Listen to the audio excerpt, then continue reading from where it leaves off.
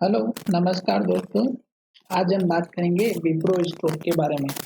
और विप्रो स्टॉक लगातार अब हमारा जो है डाउन ट्रेंड को इंडिकेट कर रहा है स्विंग ट्रेडिंग के बेसिस पर। और लॉन्ग टर्म में स्टॉक हमारा अप ट्रेंड को इंडिकेट कर रहा है क्योंकि स्टॉक चल रहा है 200 दिन के मूविंग एवरेज के ऊपर। तो अब हम यहाँ पर क्या करेंगे कि स्टॉक के सपोर्ट लेवल की कोशिश करेंगे कि स्टॉक कहाँ जाकर के सपोर्ट लेगा। साथ ही स्टॉक में पहचानेंगे कि स्टॉक सपोर्ट अगर लेता है तो किस तरह से सपोर्ट लेता है और कहाँ जाकर के लेता है उसकी हम यहाँ पर चर्चा करेंगे। तो चलिए वीडियो की शुरुआत करते हैं। इस वीडियो में अगर आप देखेंगे तो स्टॉक हमारा ऊपर से गिरते हुए आ रहा है और स्टॉक ने हाई बनाया था 740 के आसपास का। उसके बाद स्टॉक ने क्या किया, 740 के हाई के बाद स्टॉक ने नीचे हाई बनाया और स्टॉक ने कौन सा हाई बनाया, 727 का। अब अगर आप देखेंगे तो स्टॉक में ये जो दो बार हाई बना, इसमें आपको एक चीज का ध्यान रखना था। पहला तो आपको कैंडल कौन सी बनी है हाई बनने पर। यहाँ पर देखिएगा स्टॉक ने हाई बनाया, इसी हाई को टेस्ट किया और स्टॉक ने इन्वर्टेड हैमर कैंडल बनाई। फिर स्टॉक ने यहाँ पर हाई बनाया, स्टॉक ने इन्वर्टेड हैमर बनाई।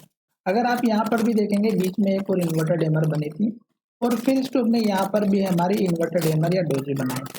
तो जब भी स्टॉक टॉप पर होता है ना दोस्तों, तो इस कैंडल को आप जरूर ध्यान रखिएगा। भले आप एक बार स्टॉक में ट्रेड करें या ना करें, इस कैंडल के बाद स्टॉक को नेक्स्ट ट्रेडिंग सेशन में जरूर ध्यान में रखिएगा किसी भी स्टॉक को, क्योंकि अगर लो टूटता है तो गिरावट जरूर आती है। यही वो कारण था जिसमें स्टॉक में गिरावट आई और स्टॉक उसके बाद से संभल नहीं पाया।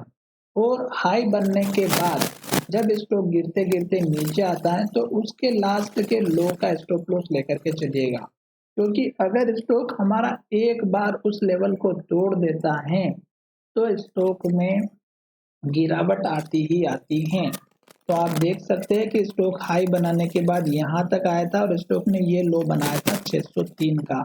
और उसके बाद स्टॉक जो है यहीं से फिर से गिरा और स्टॉक गिरते गिरते नीचे चला गया। अब दोस्तों देखिएगा कि स्टॉक कहाँ पर ट्रेड कर रहा है। स्टॉक चल रहा है यहाँ पर। अब स्टॉक धीरे धीरे फिर से 200 दिनों के मूविंग एवरेज के ऊपर आया और स्टॉक ने इस हाई को ब्रेक किया, फिर यहाँ पर हाई बनाया, फिर यहाँ पर हाई बनाया। अब आप देखिएगा कि इस हाई के बनने के बाद मैं आपको अच्छे से समझा रहा हूँ आपको स्टॉप लॉस कौन सा रखना था। इस हाई के बनने के बाद स्टॉक नीचे आया और स्टॉक ने ये वाला सपोर्ट लिया। ठीक है, ये जो लो लिया था ये लास्ट का लो था। तो आपको इसी कैंडल के लो का स्टॉप लॉस रख देना था, जो कि 3 कैंडल का लो बना हुआ था। उसके बाद स्टॉक फिर से ऊपर जाने की कोशिश की, पर फिर से स्टॉक ने इन्वर्टेड हैमर बनाई।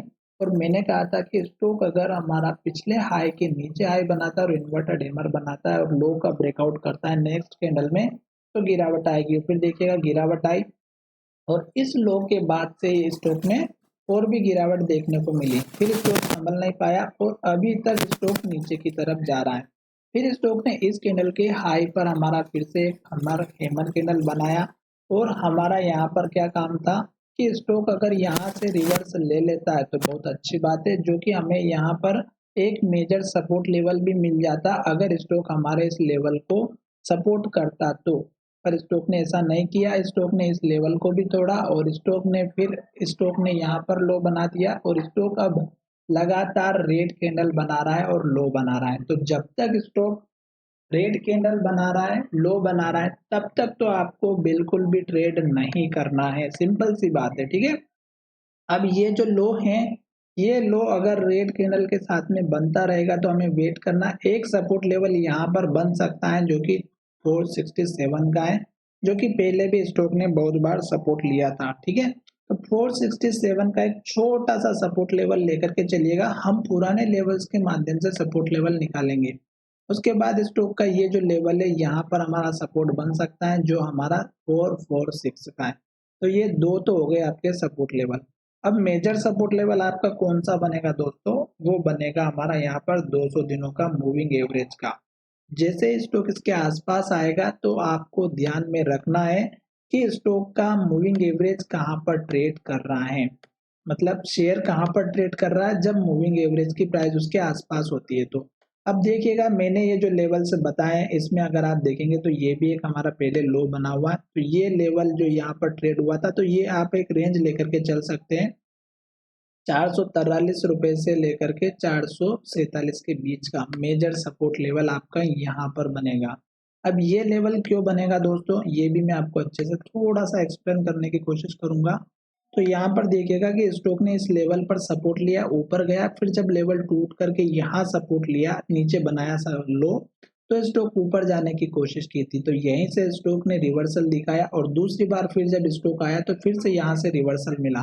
तो ये वो लेवल है जहां से स्टॉक ने यहाँ पर भी सपोर्ट लिया था, यहाँ पर भी रेजिस्टेंस लिया और यहाँ पर भी रेजिस्टेंस लिया, यहाँ पर भी सपोर्ट लिया, तो ये मेजर सपोर्ट लेवल बन सकता है। दूसरा मूविंग एवरेज भी इसके आसपास आ सकता है। तो जब तक स्टॉक नीचे जा रहा है जाने दीजिएगा। अब अगर आप बात करते हैं सपोर्ट लेने के बाद टारगेट की, तो एक छोटा सा टारगेट आप यहाँ पर रखिएगा 483 रुपए का, और उसके बाद आप रखिएगा 497 रुपए का, और फिर रखिएगा आप यहाँ पर 495 रुपए का। तो आपको एक के बाद एक टारगेट तब मिलेंगे जब स्टॉक ऊपर जाएगा, ठीक है। तो ये मैं थोड़ा सा इसका कलर चेंज कर देता हूँ, और फिलहाल आपको इंटरेस्ट तभी लेना है जब स्टॉक ऊपर जाना स्टार्ट करता है।